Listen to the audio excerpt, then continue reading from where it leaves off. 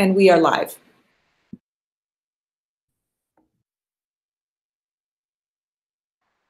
Good morning. I'll just go. Hi. I am Caroline Fesh, and I'm one of the co-instructors in the course. And I'm just going to do a brief introduction. I've been a faculty at Davidson College for the last 11 years, since 2007. And I recently enough, moved to Charlotte from Lake Norman, which is around Davidson, and I moved into the city about last year. And so I'm very excited because this is also very new for me. Good morning, everybody. My name is Joseph Ewudzi. I've been teaching here for this is the start of my 4th year. So I feel like I'm getting to know the place a lot more. I also recently moved to Charlotte. I lived around Davidson. I used to be able to walk to work, which was wonderful. But I'm also really delighted to live in Charlotte now because you get to spend more time in the city, enjoy the city and amenities. So really excited and thrilled for this course to begin. Hello, everyone. My name is Cindy Richard, and I'm an instructional designer at Davidson College. I'm part of the course team for this belonging course. I'm really excited to be part of the conversation. I recently moved to North Carolina, and I also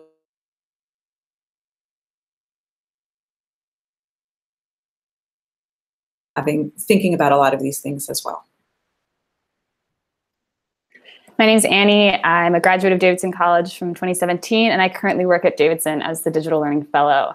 After living in Davidson as an undergrad for 4 years, when I decided to come work at Davidson, decided to have some separation and live in Charlotte. And that was kind of the first decision where you have all this theory about how to live a responsible life, and then all of a sudden you're being asked to choose what neighborhood you live in and how all of that. And that's why I'm really excited to have this course, you know, as I continue to navigate where do I live and how do I make good choices around that. Hi, my name is Arianna. I am a student at the college right now, so I haven't had the opportunity to make too many housing decisions for myself yet. I was born in Huntington, West Virginia. My dad grew up in the holler in Shinnston, West Virginia. My mom also grew up there, but we ended up moving up around a lot. So I don't really, you know, I'm really interested in exploring through this course, like where I can say that I have a claim to belonging actually in. I ended up living the longest in Mount Lebanon, Pennsylvania, which is a suburb of Pittsburgh, Pennsylvania. And I went to high school in a town in New Jersey.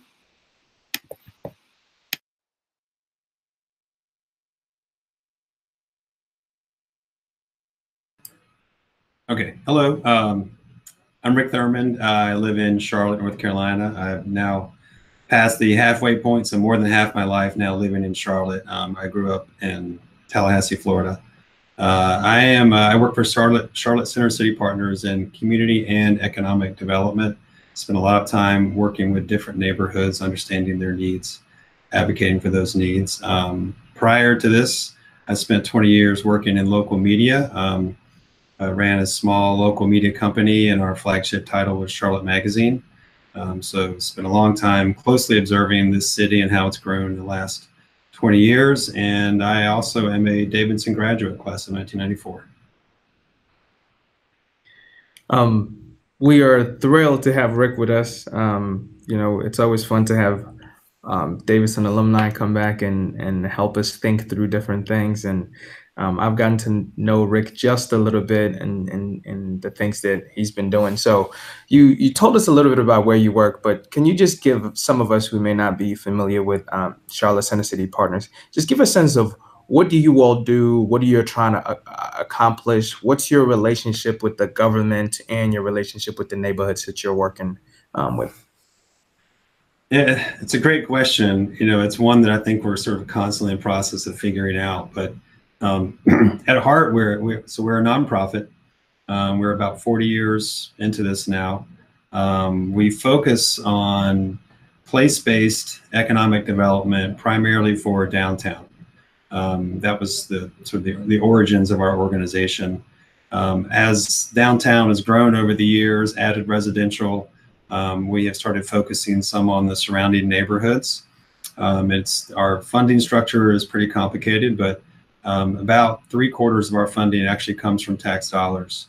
There's an additional millage, it's called, on top of the property tax that the property owners within the boundaries ask for in order to receive additional services. So in North Carolina, that tax is levied on all properties within the boundaries. So that includes residential, and that has been growing a lot over the last, say, 10 years in Charlotte, especially. And then we also do a lot of work on the west side, which is actually grant funded through the Knight Foundation. And that grant is now, well, it's been renewed. It's now in its 4th year. And the city and the county governments, and in Charlotte, we have both a city government and a county government, each also contribute funding to that. Fantastic. And, you know, because of what you do, we thought you'd be a wonderful person to begin this conversation with, and also your experience working with Charlotte Magazine. That's a space where you're essentially running around telling stories about what's happening in the city. So in your wonderful piece that you sent to us and had us all read, you begin with this really intimate story about you spending some time near Johnson C. Smith, which is on the west end of Charlotte.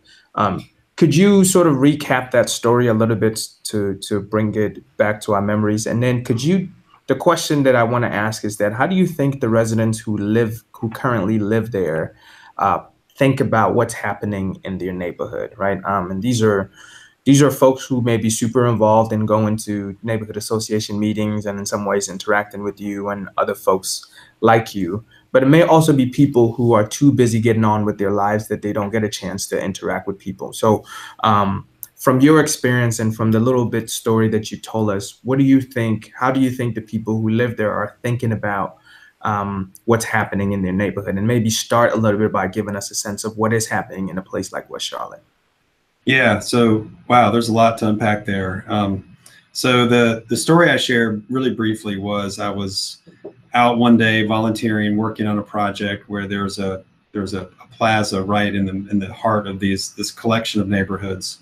It's public property that has been neglected over the years, and it's going to be, there's in design phase now to be a pretty major investment to make that a much better place for people to be.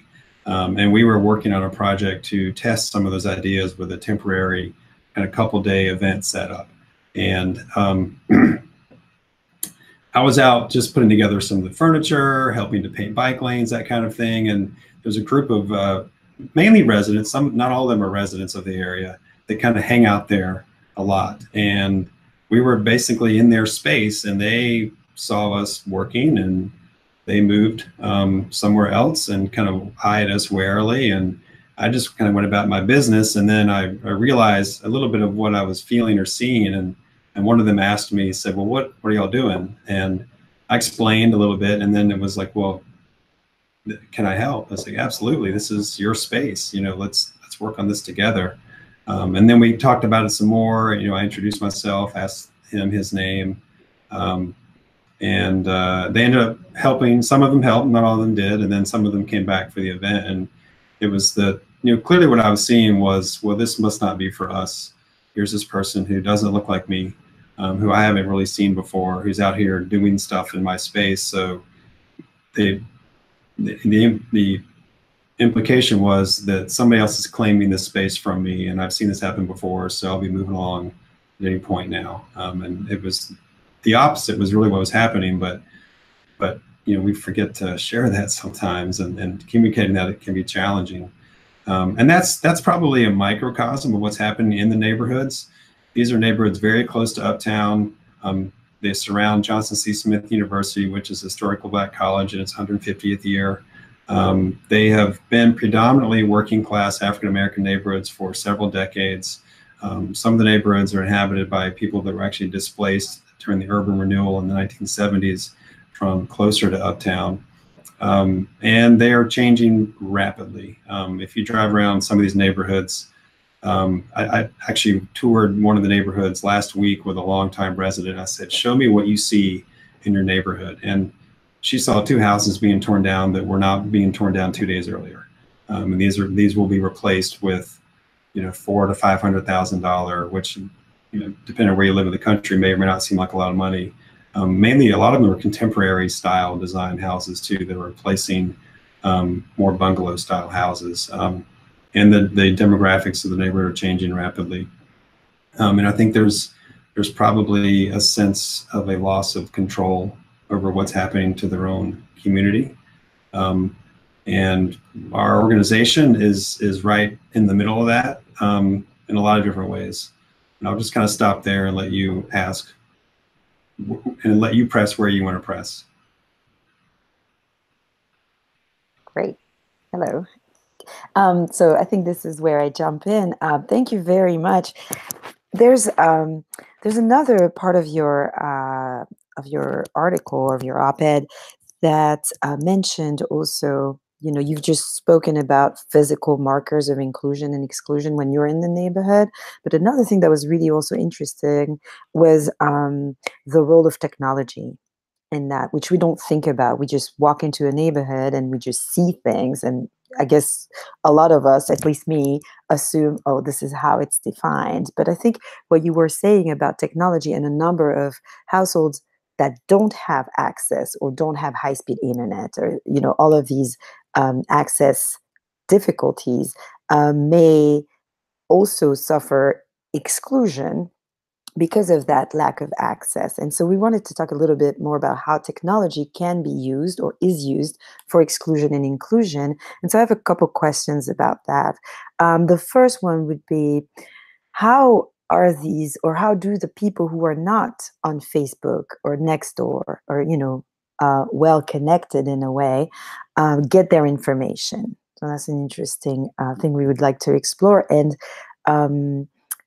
in order to be more inclusive, how can those who use apps and different types of media to be connected, how can they be more aware of those who are not represented on social media or you know, on the internet in general?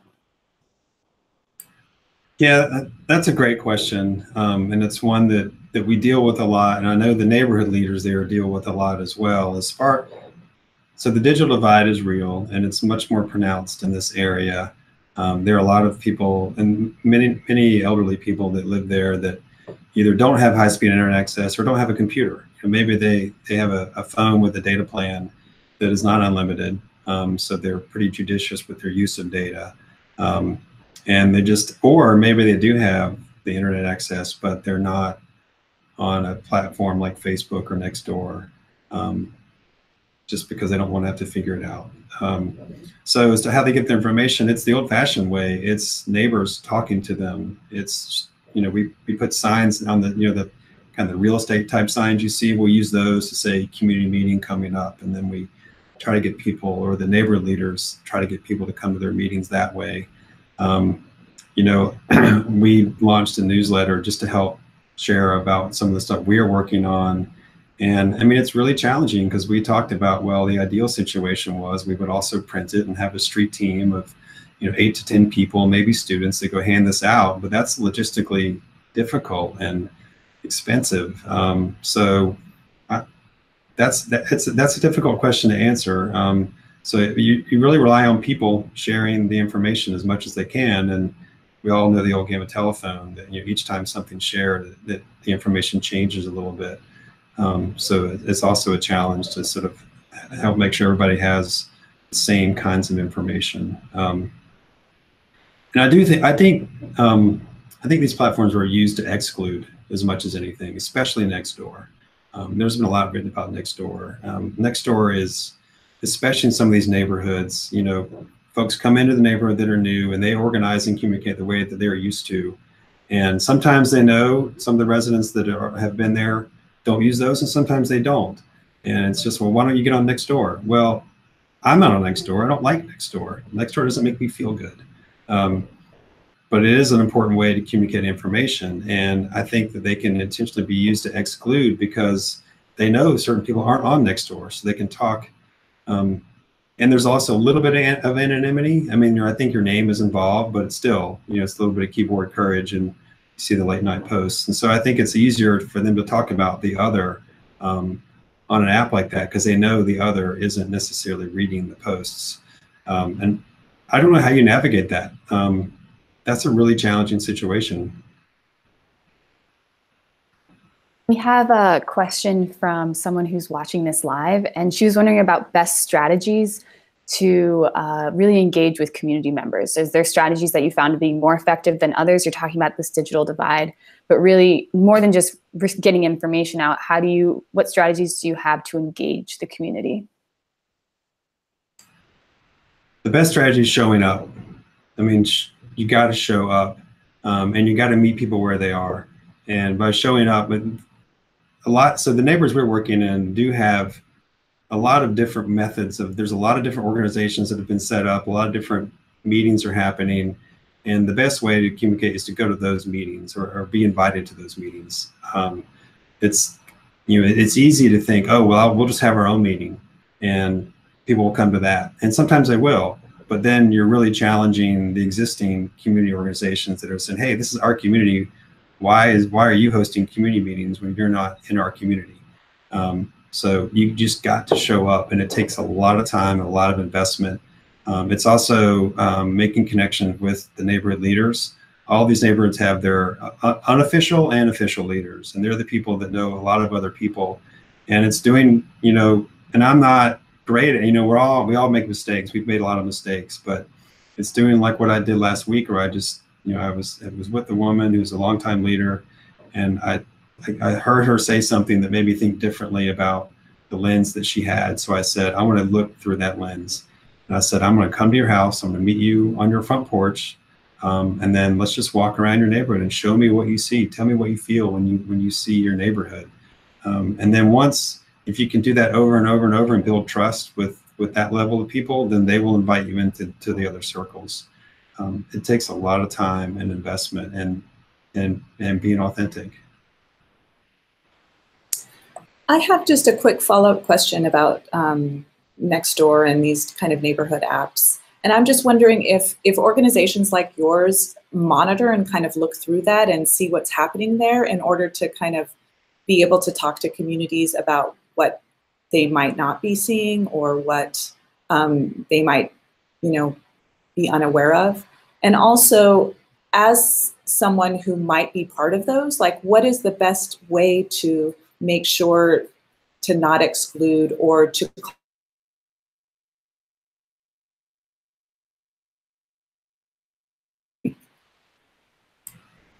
So you froze up there at the end, but I think I got the gist of your question. So the last part, I think the best way is to call out what you see. And I think that takes courage. But if you see activity on your neighborhood's Nextdoor page that strikes you as exclusionary or just blatantly racist, call it out, but in a way that's not just adding to the furor, but maybe to suggest, hey, here's another way to look at that. Maybe even call that person up or meet that person in person to say, hey, here's how these posts are being taken, and here's the damage that can be caused. I've read some articles recently where people have really tried to step up, and it didn't end too well for them because there is a little bit of a mob mentality at times. But I think somebody has to have the courage to say, this isn't the best way to do this. This isn't what this platform is for. This is not. We're not here to make certain people in this neighborhood feel like victims or outsiders when they happen to actually live here. It takes a little bit of courage to be able to do it, but somebody's, it's one of those things where you look to your left and look to your right and think, oh, I guess it has to be me. As far as monitoring them, that's kind of a rabbit hole. So we use them because there are a lot of people that are on them to push out information, but we don't necessarily monitor it to then start conversations about what you're seeing or not seeing. And in some respect, we kind of leave that to the neighborhood leaders to do that a little bit within their particular neighborhoods. We try to make connections where we can, but we don't really get actively into monitoring them and pointing out what's going on or not going on. We just try to share as much information as we can. I think this conversation about how technology matters is really important because, sort of per the theme of the class, it's just another way of marking, sort of like a virtual way of marking who belongs and who doesn't belong in the neighborhood. And that sort of makes it really visceral in some ways. So that's, you know, as somebody who likes showing up and being there, I almost never pay attention to what's happening virtually in some of these spaces, but that's really important. I think sort of moving on a little bit, these things are the virtual naming or the virtual marking of belonging and not belonging. It's important because it comes to have real ramifications as well, in terms of how things happen in the neighborhoods. Could you just talk us through a little bit about what goes through the mind of a developer when they're approaching a neighborhood like something like West Charlotte? Who do they imagine is their primary customers as they're developing a piece of property or a new building? In your piece, you also mentioned the idea of naming or putting names to buildings or to neighborhoods and things like that. And I was particularly struck by your comment that just the way we name certain places might be a way of claiming it, reclaiming it, and even in just the name, displacing people. So could you talk a little bit about that, sort of starting broader with thinking about what goes through the mind of a developer and more precisely about, you know, how they think about naming these particular spaces? Yeah, so I mean, I think it's important to note that the developers aren't monolithic in their thinking. You know, they're people like everybody else. So there's all kinds of people that are involved in real estate development. And I do think sometimes developers get a bad rap. You know, at the end of the day, developers they're building things that are growing an economy and growing a city, and that is better than the alternative. That said, there's a lot. That's a complicated answer, and a lot of it, frankly, has to do with the price of land. The price of land is the #1 expense in any development, and whatever the land costs is going to determine what they then have to sell their units for, rent their units for, if we're talking residential. And in most cases, a developer is not using their own money, they're using somebody else's money, and that person expects a return for their investment, and it's usually a pretty hefty return. And that is the crux of the affordable housing problem. In reality, is the cost of land and the price of equity, which is the investment. Which that's a sort of a separate topic, probably. So in this case, for example, where the land cost is going up a lot in these neighborhoods, and it's close to uptown, you know, they pay X price for the land, and they decide, okay, I've got to rent these units for Y to be able to generate that return. So then, what does my research tell me as to who's likely to afford these units, and who's likely to buy this or rent this, and where are these people coming from? And so then they decide, okay, here's what my marketing data tells me I need to market these units for. But I think also there's a little bit of kind of preconceived notions in there as to what types of people might want these units, and what is the path of least resistance for me to get these rented. So the answer, I think the short answer to your question is as to what's going through a developer's mind is really what's on the spreadsheet. I mean, they're looking at a spreadsheet and trying to figure out how to make the numbers work the simplest way possible. And I don't mean that in a negative sense. I just mean like that is the primary motivation for a lot of them. The naming piece, I think, is really fascinating. I think you see this probably more often with real estate brokers than you do with the developer, because they're marketing within a broader neighborhood. You see this a lot in, say, New York or Washington, D.C., where you have more mixed-use areas. And it's relatively easy for a developer to come in and or real estate brokers to say, well, this is kind of unclaimed. Let me come up with a sexy new name, and then I can go out and sell this to somebody. And they're really focused on who they're selling to, not who's already there. So in this case, the residential development had no connection to the neighborhood. It was all about close to uptown, which is what we call downtown.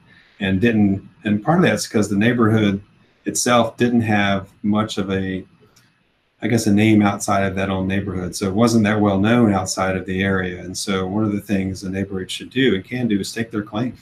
You know, do what they can to say, this is who we are, so that then at least the developer has to acknowledge that in the naming of their project, and then start that dialogue really early with the developer, so that they become part of the community there.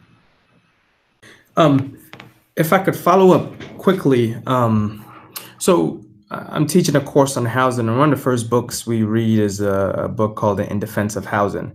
And the basic argument in there is that like our housing problem, what they call a housing crisis, has always, the crux of it is this really difficult play between thinking about housing as a public good and housing as a commodity.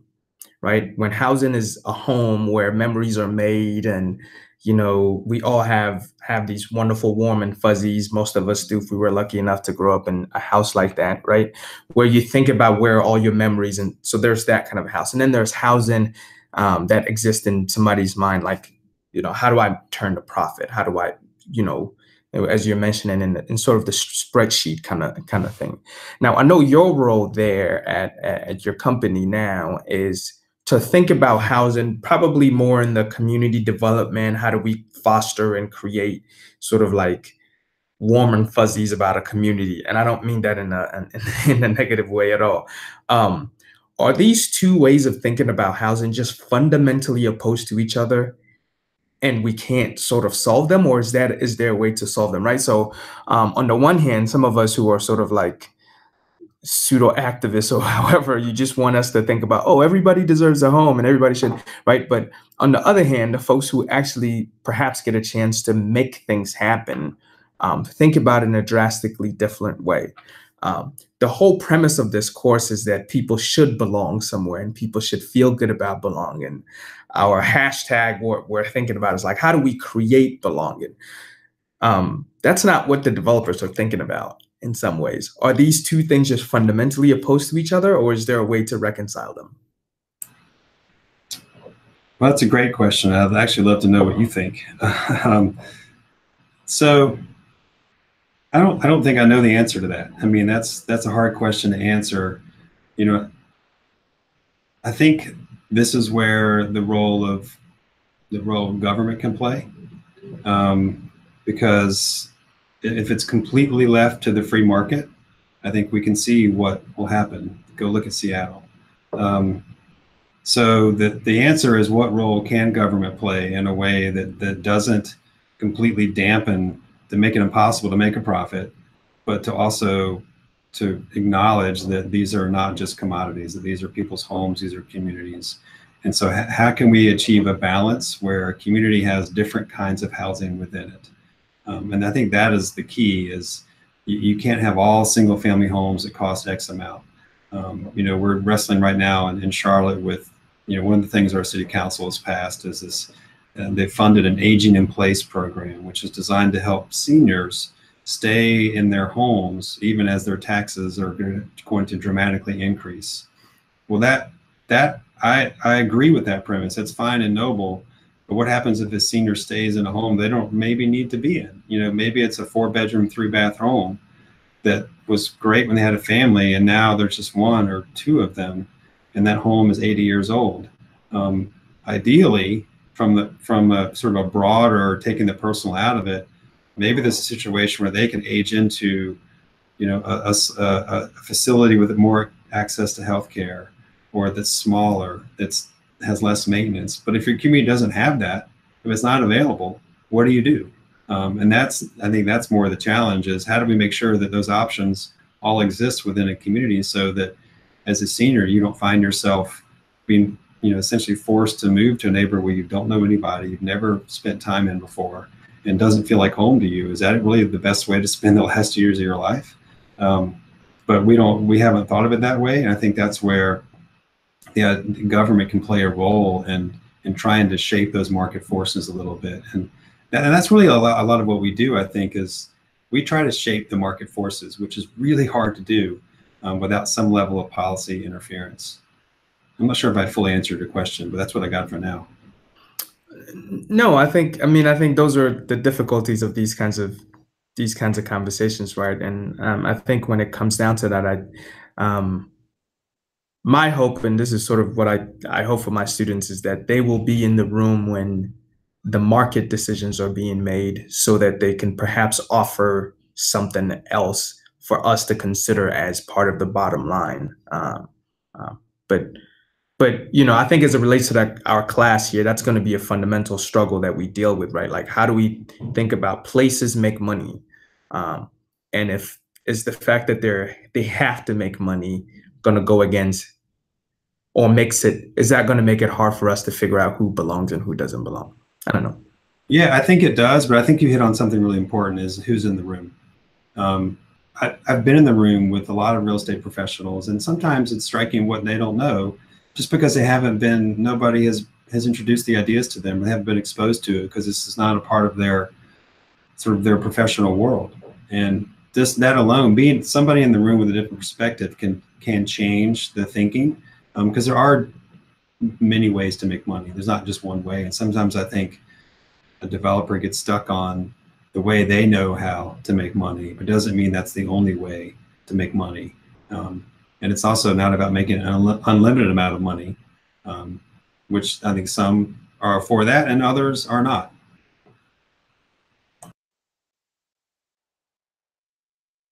Thank you, Rick. Sorry. All right. I actually wanted to go back to one of the things you said about senior living, actually, which I think is a really interesting thing as we understand housing and development as not necessarily integrating older generations into that active population. And so when you were saying, you know, if they have a house and that they may not need, true, and I guess we can discuss about what need means in that sense, because maybe for their well-being they need to be in that house. And you were talking about maybe a facility. Do you imagine that this facility would be well integrated within the landscape of the neighborhood they have been living in? Because I'm thinking you also see a number of neighborhoods where the elderly are not visible, and I think that's kind of important to have them for intergenerational exchange. I grew up, my mother was the director of a retirement home, so I actually grew up in an assisted living facility, and so I had 80 grandmothers, and you know, and I mostly women, and I just think even that because I lived there, I lived in a remote place compared to other places where, you know, we had to get out to actually interact with other people because these facilities tend to be secluded. I mean, sometimes it's for health and security reasons, but otherwise, I don't think usually they're very well integrated. And I think that's a problem. So I just wondered if you could talk about some of these things that we see as, you know, a good thing, but when you really think about it, the detriments to both the elderly community is important, and again, it's another way to kind of erase a part of the population that would not be as active. Yeah, no, I think that's a great point. And I guess to clarify, I mean, you could look at that as sort of warehousing the elderly, which is not, I think it's more about having choices. And having some choices available, and and part of it just is sort of what's called right now in development the missing middle. We're building lots of big single-family homes in the suburbs, and we're building 5, 8, 10-story apartment buildings, many of them luxury, but nobody's building sort of quadruplexes or 8-unit townhome buildings. And I don't know all the reasons for that, other than I think the math is difficult to make it work. But that's more what I'm talking about is within your own community, do you have options so that if you say, look, I can't afford to maintain this 80-year-old 1,600 square foot home, or, that I can't get up the steps anymore to my front door. So is there, can I move 2 streets over to an 8-unit apartment building where it's smaller and it's more accessible, but I'm still within my neighborhood and I can afford to maintain it. That's kind of what's definitely missing from the equation in terms of new construction. And more, I saw this on my tour through Seversville last week, more and more some of those are being converted into higher end units. They're not being reserved for seniors or just anybody that wants to downsize into something that's more appropriate for their lifestyle, but is within their community.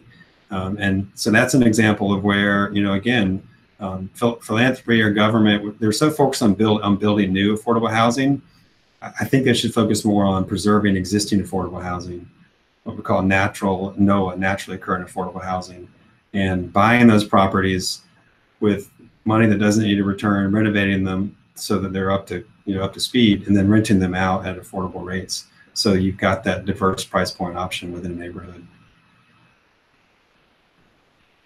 That's great. Thank you very much. I just to bring in, because we said we'd talk about France a little bit, there were a few initiatives to actually bridge this issue where the elderly could actually rent rooms in their house to students. And and that would actually be really interesting for students, because, and when I say elderly, it was 60-year-old and above. I don't know if they were 80, but students would rent a room and they would live together. It was really interesting initiative. So the older person might cook and and do that, so the student wouldn't have to take care of that necessarily. They would eat together, and that was good companionship and again intergenerational exchange.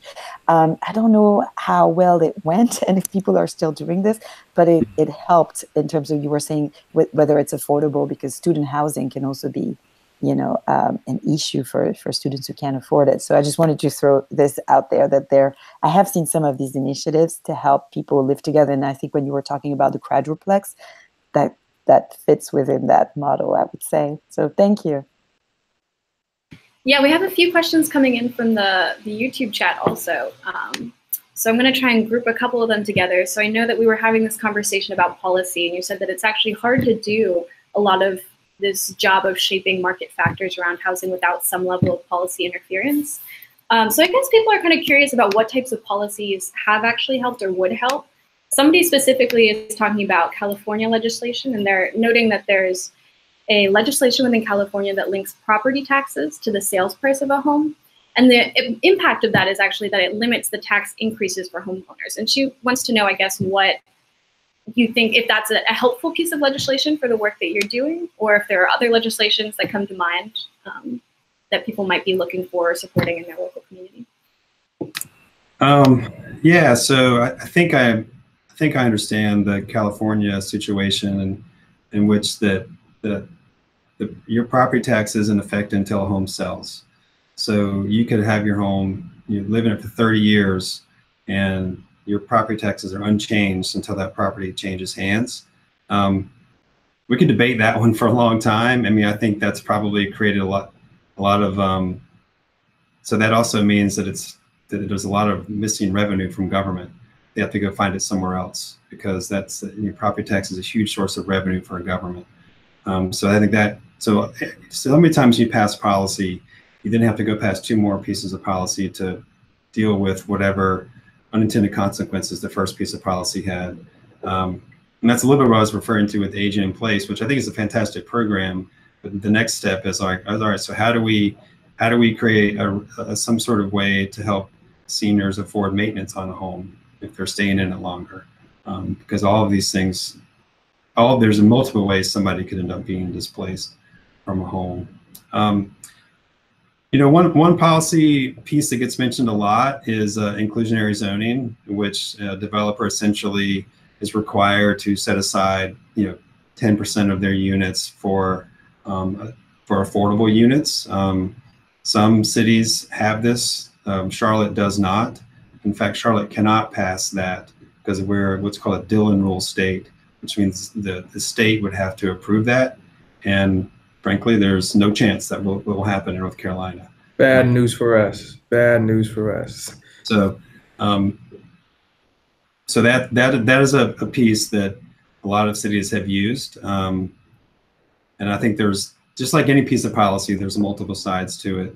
But that is the one mentioned the most as a tool where it's sort of like that's the stick versus the carrot. Charlotte has tended to use a carrot, which is, developer gets a bonus if they add affordable housing, and nobody has taken them up on it. So the question is, like, should it be a bigger bonus? Where does that money come from? But the market is so hot right now, there's just no incentive to include affordable housing. I think another big piece of it is, I think sometimes cities and counties and states, or cities and counties, have to get a little bit into the development game. That doesn't mean developing, some of the the things we've seen in other big cities from 20, 30 years ago that didn't go so well. But finding the land that they have, and instead of just only selling it at a so-called return for the taxpayer, consider that land banked and sell that in such a way that it has to be developed in a way that meets the community's interests. So for example, in Charlotte, the city bought the site of an old mall that had failed. They raised it, and then the debate for years has been, okay, we paid $7 million for it. We got to sell it for $11 million to get our money back. Well, you get your money back many times over a period of years and growth of the tax base if you actually can develop that, set that up to be developed in such a way that you're creating communities, you're affordable housing, you're creating opportunities for entrepreneurs to start businesses in an affordable way. 30 years from now, you'll be at much better place in your tax base than the $4 million you've made and the so-called profit on just the land sale. Yeah, thank you. I think that's a really helpful. What were you saying? So was there another question in there, or was that? There's tons of questions. I think we're going to shift gears a little bit. I think one of the best things about, for those of us who had the opportunity to read the op-ed piece that you put together, Rick, one of the best parts of that piece for me, as well as maybe for other people, was that we weren't actually talking about community in this sort of abstract way of something that we're handling or managing, but you were actually actively working through in that piece, like what your role in the community was, and thinking about you as a part of the community as well, or as a part of some community, right? And so I think something that we're really interested in within this course is having people who are in this course actually think about themselves in that role too, and understanding what their community looks like and where they're living and what parts of the community they're using and what they're benefiting from or where they feel excluded from. So in the actual edX platform, I just wanted to give a quick shout out. There are some people who have been posting maps that we have created this activity. So when you're looking at the topic one, we have the reading and we have the videos, and that's where the Rick Thurmond op-ed was, as well as there's a section where we actually have the opportunity for you to participate in an activity. And the activity that we set up this week was mapping out what your community looks like. And we gave some quick pointers, you know, like maybe think about different places that you're frequenting, different hotspots within your town. And a lot of people so far have taken the opportunity to use a screenshot of a Google Maps and sort of draw on there on their computer. But we definitely want to encourage people to take pictures of the places around them. That was also really cool that we saw in the Rick Thurmond op-ed that there were actually pictures of the places that you were talking about. And I think that helps us to actually get a sense as people who are trying to look through and understand each other's communities, what that actually looks like. And so on that quick note, after we go through that, and I really hope that people take the opportunity to look at each other's communities as well as contribute their own maps in the discussion forum. We did have a quick question in the YouTube chat, which I think might be relevant, which was on a more lighthearted note, what's the deal with all the scooters in Charlotte? Is that being marketed towards a particular demographic? Do you have anything to say about that? Is that a marker of belonging or exclusion for certain people? That's a really interesting question. So it started with bikes. So first it was the so-called dockless bikes, which are, you know, bikes you can check out for like $1 an hour and you can park it anywhere. And now it's kind of become scooters. And so I think bikes, I think initially the impression might have been, oh, well, we know who's going to use the bikes. It's going to be the sort of the white millennials with time on their hands to kind of tool around town on a bright green or yellow bike. But I don't think that's the case. I think with the bikes, I've seen all kinds of people on those bikes. It's provided a low cost, easy form of transportation to get places that more quickly, or, you know, maybe that last mile transportation from your house to the bus stop or the light rail stop. So part of the challenge there is, you know, helping to ensure that those are that end up in communities that need them and not just where they get placed, because they have to get placed. So the scooters are probably a little bit different. The scooters are mainly, we have, I don't know how many hundreds of them on the street uptown, mainly in Center City. They haven't really gotten out to the neighborhoods as much. We had 100,000 scooter rides in the month of July alone, 100,000, which is, I mean, insane number. But I've seen a somewhat diverse group of people on those scooters. But I really, at this point, it seems to be more that it's mainly white professionals, both during work hours or sort of after work hours, kind of scooting around town for fun or leisure. They're more expensive. They're $1 for 15 minutes and $1 just to check it out. And, you know, you're not going to see many people over the age of 50 on a scooter. You know, I've ridden it once or twice, and that was enough for me, frankly. I'd rather walk and get the exercise, but you have to have a good sense of balance. I mean, they go 20 miles an hour. There's definitely a segment of the population that is more inclined to ride a scooter than not ride a scooter. So yeah, that, you know, I hadn't thought about really in terms of belonging, but that probably does send a signal as to sort of what kind of people we want to be in our center city when you see that scooter is a more and more prominent mode of transportation.